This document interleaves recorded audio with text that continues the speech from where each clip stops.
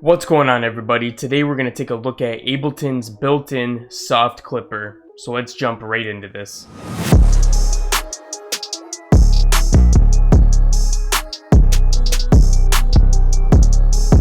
So Ableton soft clipper is useful when you want to push your drums past the 0 dB range without actually having them clip. Basically what it does is it puts a little soft curve over top of anything that's clipping and it makes it sound good. It gives it that kind of distorted feel that you hear with like Wonder Girl and Eastbound and all these new producers that are up and coming right now. So you may have heard about the fruity soft clipper for FL, and Ableton has something that's just as good and we can match it with.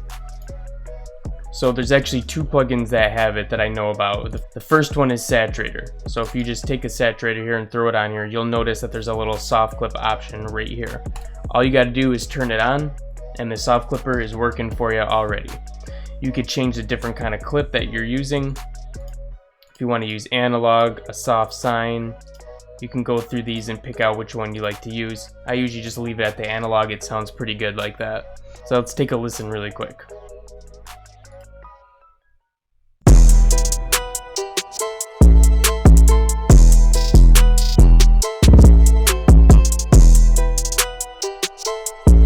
Notice over here it's not actually getting to 0 or anywhere above it, so as soon as we take it off you'll notice that it's going to go right above it.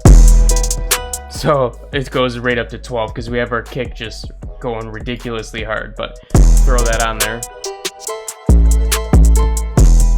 and you can get that crazy sound that you hear all the professionals using. Now there's another plugin you can also use. It's the glue compressor.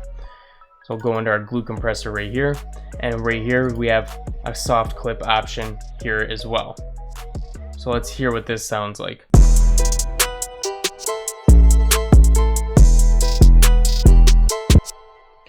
So what I might do is actually turn down the range all the way. And the reason I'm turning down the range is so that we're not actually getting the compression happening. We don't actually want the compression to happen with this. We just want to use it for our soft clipping effect.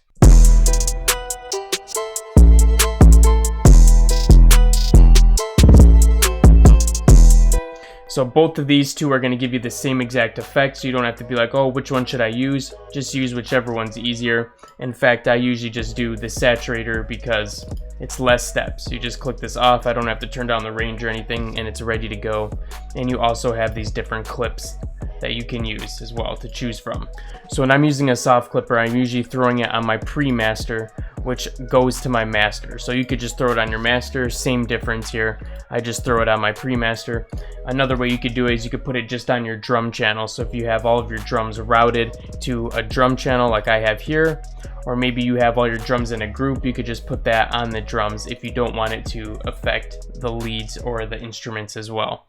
But it works just as fine if you just throw it on your master or pre-master if you have that set up.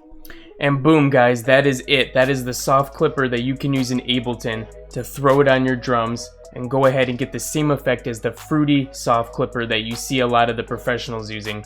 Ableton has something just as good and you just saw how to use it. Okay guys, the only thing that's going to change how this plugin is used is how loud you are pushing the drums into that soft clipper. The louder you push them, the more distortion you're going to get and the different frequencies you're going to get with it. So really you're just going to be playing around with the volume levels at this point forward.